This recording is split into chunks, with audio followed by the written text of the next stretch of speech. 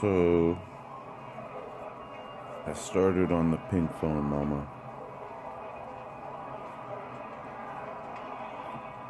and I was at about the point where I'm getting on the train. I get on the train, and there was two camera. Well, they were just normal young guys, about 25, 30 years old, with cameras, and they were just wanted to document the history and realize that it was a turning point in our history, really. So at first, I was talking to an older man with a cane. He had an old wooden stick, except it was laminated, so it was a pretty badass cane. Did not expect what happened with him, because when we got off the train, I ended up walking with him, and he just fucking walked. I mean, this dude, he was cruising. The escalators, he took the steps, man. And I wondered why he had the cane, but yeah, he took off, and I ended up hanging out with him for a little bit. But so I was talking to him first, and he was a local, and he come down just to see what was going on and everything. Obviously told me to check out the museums and the Lincoln Memorial. And, it sucked because he had on a mask, and I had to talk to him from across the train. And then once he got comfortable with me, he took his mask off. I could hear him a lot better.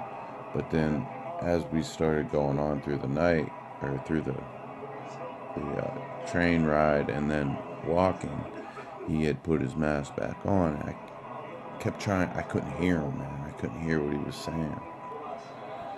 So I just started taking in everything. Anyway, the two camera guys on the train, I got the one guy's, I asked him if he posts on the internet, and he said no. And then the other kid come over, and we started talking, and he told me to get a Snapchat. And he showed me how it worked, and I was like, oh shit, that's pretty fucking badass. You got the way you could blow it up, and all the people that are Snapchatting in the area that you're at, and really what's going on across the country. So I ended up going to the app, which I don't like to do. I don't like to download apps. So I just downloaded the app,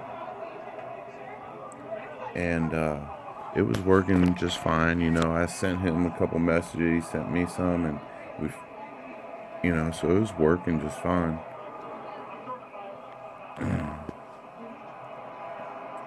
So I had his name. It was Why Not Tony.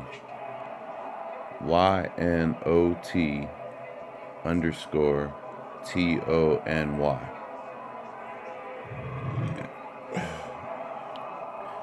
Tony, I did not delete you. The Snapchat, when I was trying to use it, because I was going to that thing, it started to ask me for an email address, and I let it connect me to the email.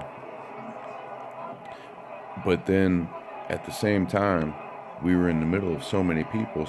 People started saying that their Facebooks were shutting down.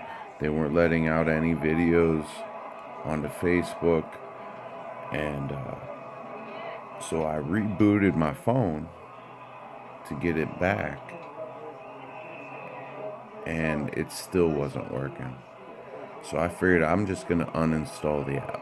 I'm just going to uninstall the app, fuck it, and then I'll find you again. Which, anyway, I'm gonna find you, Tony. Why not, Tony? And your friend Anthony. Anthony and Anthony. But okay, so meet these guys. We get off the train. There's people handing out as we get up on the streets, and they're just following the crowd basically towards the Washington Monument. People are handing out free books and free audio. What are those little free SD cards for the book?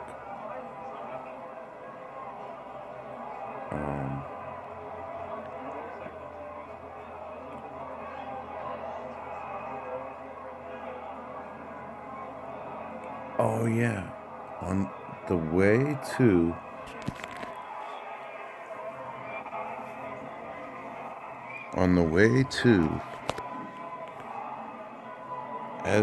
while they're handing out those books, we had some people. Oh yeah, it kind of interrupted us.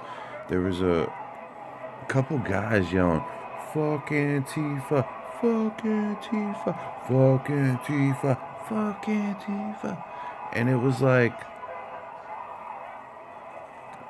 why are you doing that? Why are you doing that right now? Nobody's hostile. This is like at, I'd say about 10 o'clock, 10 a.m. By the time I got up off the train, you know. And,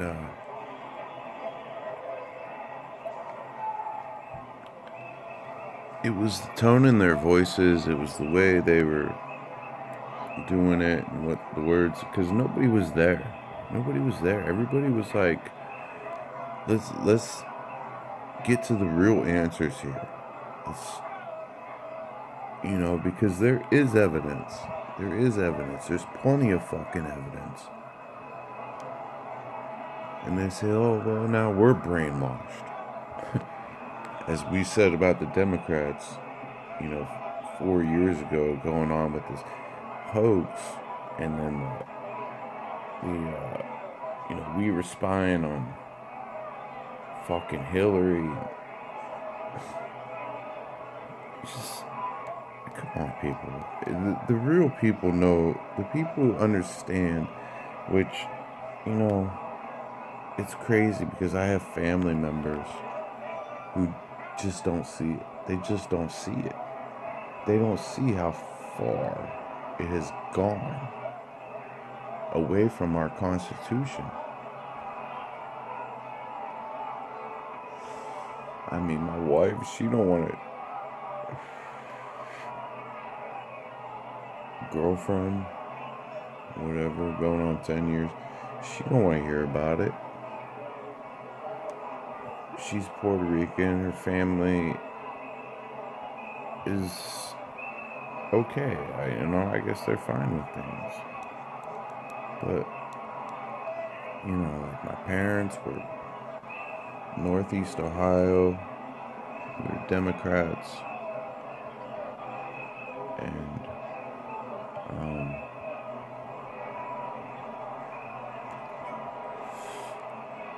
still are. And he brings a good argument. My dad especially, I hope. He brings a great argument. But I don't think he understands the bigger scheme of things when it comes to, and I'm talking to you, Mom and Dad, mostly for this video. I want you guys to, I don't want to,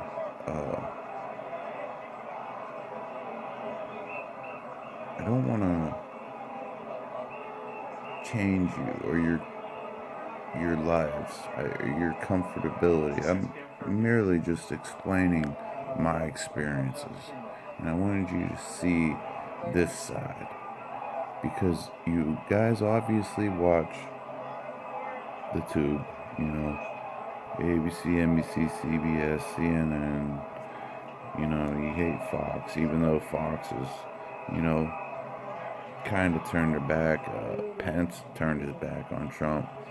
Yeah, I almost feel like Trump, even in his shoulders and the speech that he gave, you know, his attitude, he wasn't so. And yet he blabbered on like he always does. He talked about the votes and how they were stolen and how some of them didn't, how some weren't registered and so many votes come in for Biden. And I understand, you know, I seen it coming. Actually, I didn't see it coming. I thought Trump was going to win in a landslide, just like Dave Portnoy on Barstool Sports. When he predicted it early, I was like, yeah, he's right. But at the same time, nobody else had predicted it yet, and he said it. And I was like, yeah, I figured as much.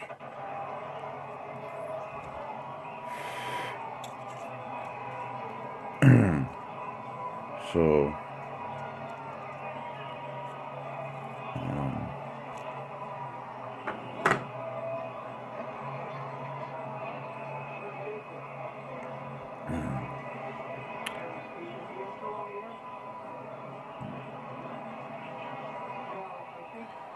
so I was going,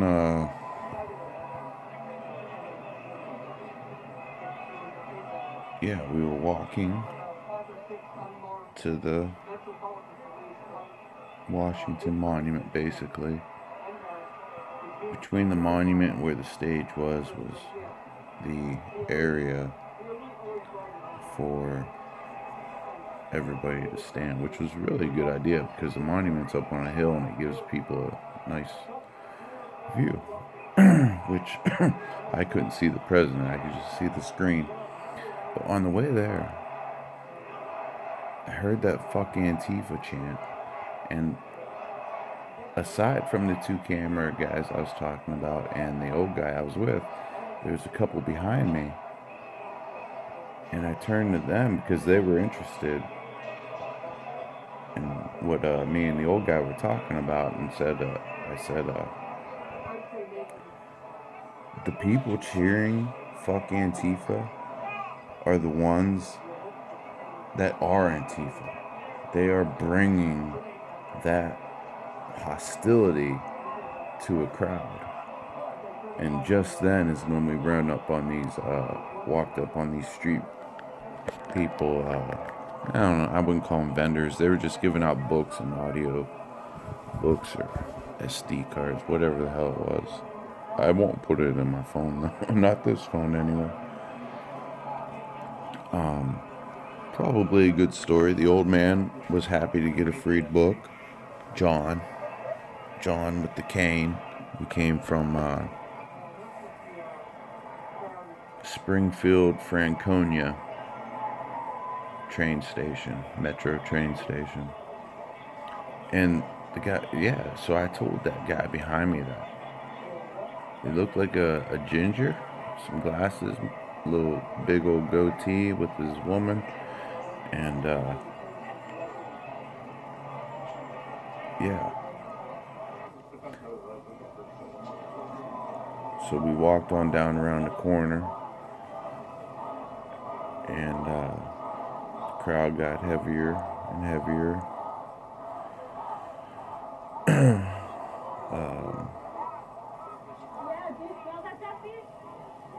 A lot of people giving out free newspapers and flyers and cards and just a bunch of free information.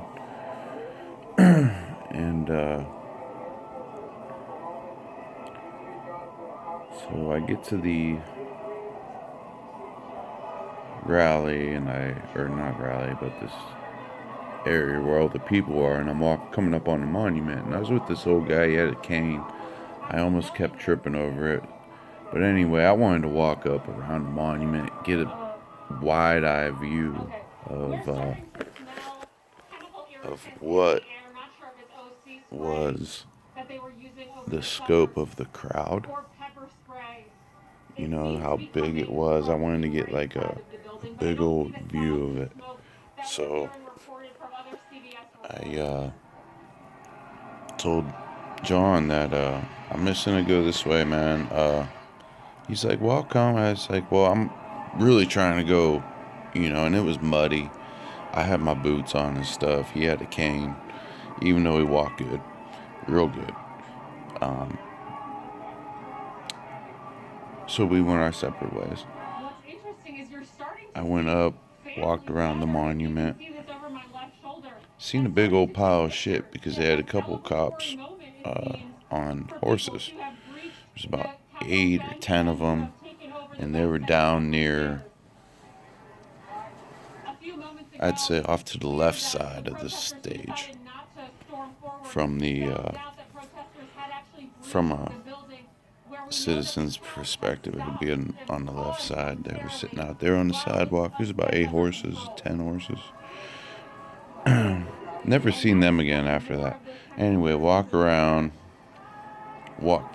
the crowd because it was thick. Even all the way up at the monument, it was thick. There's a lot of people there. And I went down and kept walking, kind of followed the sidewalk. A lot of Asian people, a lot of Asian folks, which I like to see.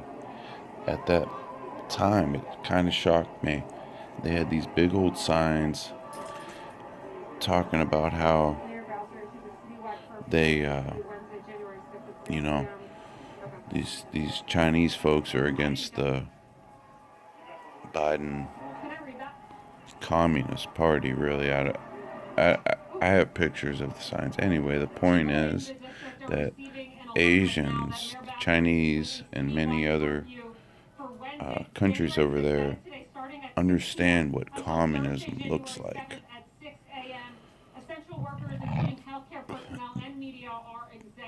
Us Americans, we more or less have been free. You know, we've done what we wanted to do when we wanted to do it, as long as you stayed within the guidelines of, you know, like the speed limit or red light, stop signs. You know, you could cross state borders, you could travel freely. Shit, when I was 19 years old, I could still go to Canada with just my driver's license. And I actually went to Cancun when I was 21 years old, and I needed a birth certificate. Which, crazy enough, the night before I left, I had my birth certificate sitting on top of all of my bags that I was taking. And we had just adopted a new golden retriever named Bailey. And she ate my birth certificate that was sitting on top of all my bags, right by the door, ready to go at like 3 o'clock in the morning. So what had happened was I was so young. I actually called the police and said, this is emergency. Oh, my dog ate my birth certificate. I'm supposed to leave to go to Cancun in like 4 hours. What can I do? No help at all. I don't know why I called the police. But, you know, I'd already it was like $1,500 to $1,800 down, and I was stressed because I was so young. Anyway, I took a copy of my birth certificate to the airport, and they notarized it right there. I told them my story real quick, and they actually notarized it, and I went to Cancun. Anyway, how things have changed. You know, after 911, there was no more going across the border without a passport. And,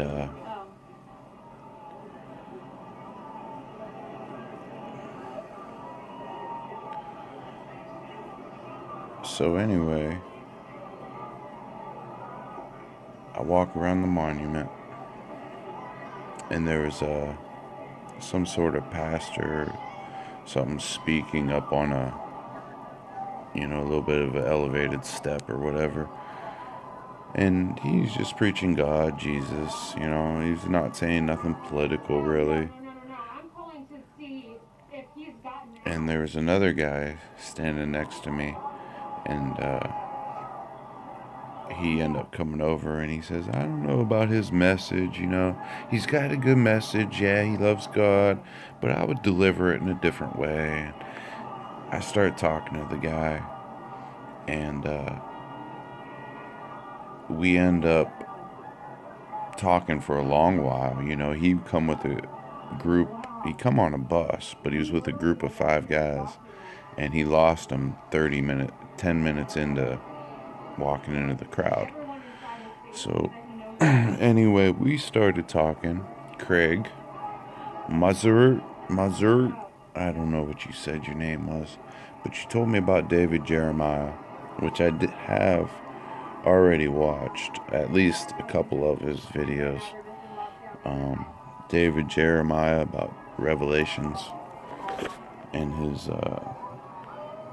articulation was very interesting. I'll probably go back to it again, because there's more than the 2 or 3 videos that I watched.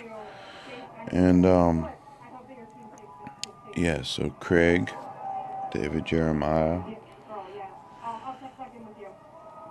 much props from Michigan, just west of Detroit.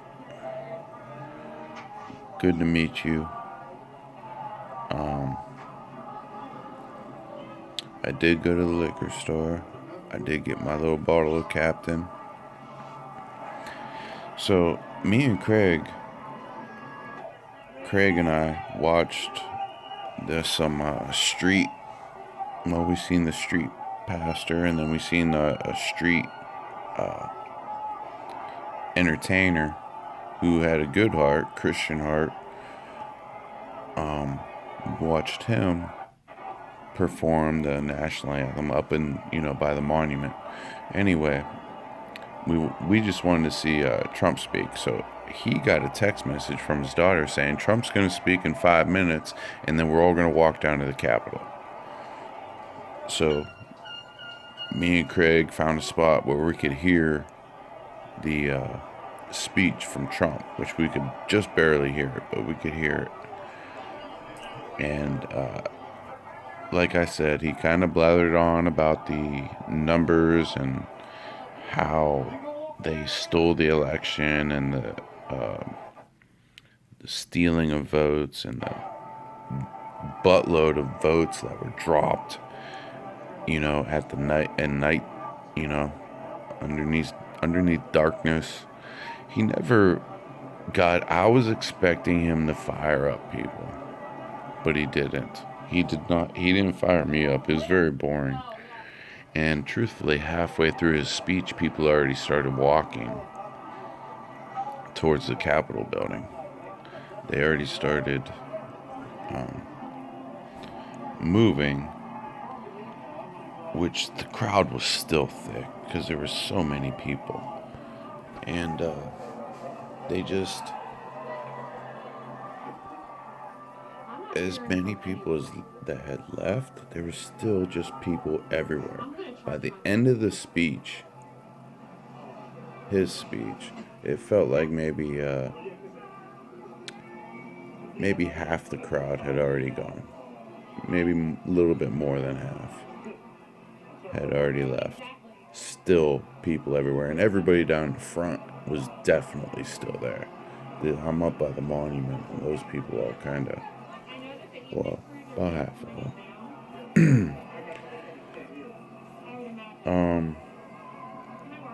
So I had to work my way down. I was going to the liquor store to get some Captain Morgan, mix it up with some Coca-Cola, and I had to get through this thick crowd because the speech was over. Everybody was moving at this point, and I had to get through the thick of it and cross over that street. Well, there was so many people that there was at 1, 2, 3 streets, Pennsylvania being the center one, that had just, 3, 4, 5, 6 lanes of traffic, full of people walking about a half mile to a mile down to the Capitol building. 3 streets, all walking down there. Anyway, I knew where the liquor store was, so I made my way back over towards Freedom Plaza, and I told Craig, I said, hey, I'm going to the liquor store, and he didn't say, hey, I could use something too, so I just, hey, nice meeting you, bro, shook his hand. I remember David Jeremiah, it was all good, and we went on our way. And I left my external charger in there. Okay. So I was like kind of behind the crowd. Okay. I was behind. I mean, I was still in the thick of it, but I was behind the crowd. And I crisscrossed my way down the Capitol building, and I worked my way up the right side this time, because the right side of the back of the building, which I believe, because last night, the night before, January 5th, of the other video on the pink phone, I talked about it. And it's like none of those barricades were there that were there on the pink phone. The barricades that were there last night on January 5th were not there. They had a huge fencing, it was long. When I got there, I figured, well, I want to get close as possible, so obviously I'm not going to go up the center, so I go up the right side, and like I said, there was nothing barricading us. I don't know if they removed them or if they were pushed back or what happened to all those barricades, but they just weren't there. They were non-existent. People just coming and going. It was easy peasy, free and breezy. So I walk on down to the right side of the back of the Capitol building, and crazy enough, as soon as I get there, not as soon as, within 5-10 minutes, I might have smoked a cigarette or whatever, I hear a loud clanging, like they're pulling one of those fences, and sure enough, someone was grabbing the shit, and I guess they have these stands set up on the back of the Capitol building for the inauguration of Joe Biden. So they have these like scaffolding stands, and then in the center, because it has stands on this side, stands on that side, in the center they had this I don't know what they call it, but it would be where all the cameras sit to get the closest uppermost angle real close to the, kind of in between the stands. It was like a big steel structure for cameras and shit. Man, there's so much that I could talk about.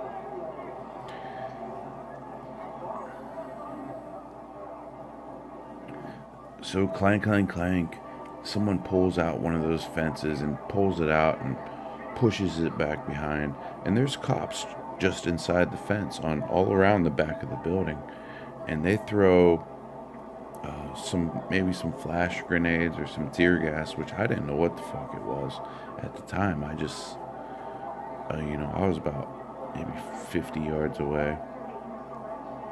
I quickly found out it was tear gas because the wind was blowing in my direction. And I creeped around the side of this building, which might later I'll talk about depending on how much memory I have on this fucking phone, because it looks like it's only giving me about another 4 minutes. I might have to do something else, get another phone, I don't know. So I creep around this building just to block the tear gas. Wind blows it over. I come back around the side.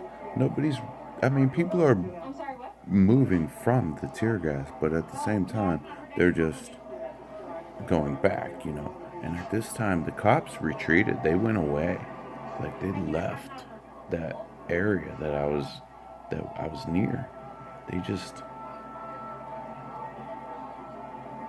disappeared. They went up the steps and disappeared. So the fuck pissed off people, whoever they just tear gassed, who pulled out the fence, they fucking ripped out more fence. They got up on side of the thing, and then they climbed up the scaffolding and got up into the stairs of the stands, that lead up to the stands on the left and right side of the back of the Capitol building. They got up in the stairs and started just walking up there and took their flags up there, and the more people that got closer, the more the other barriers fell. The barriers that they actually did set up that were closer to the Capitol building, not the ones that were far away, but that I'd seen on January 5th, but they set new barriers that were closer to the Capitol building, real close. And, you know what? Let me just do this.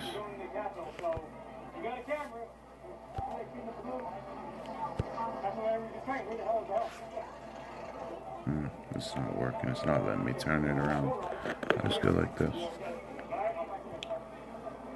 So, the stands, all the people in the rally climbed them. They just followed in, and just because there was no resistance, the police were almost non-existent, other than some tear gas and loud bangs and stuff. It was like it just went the way it went. And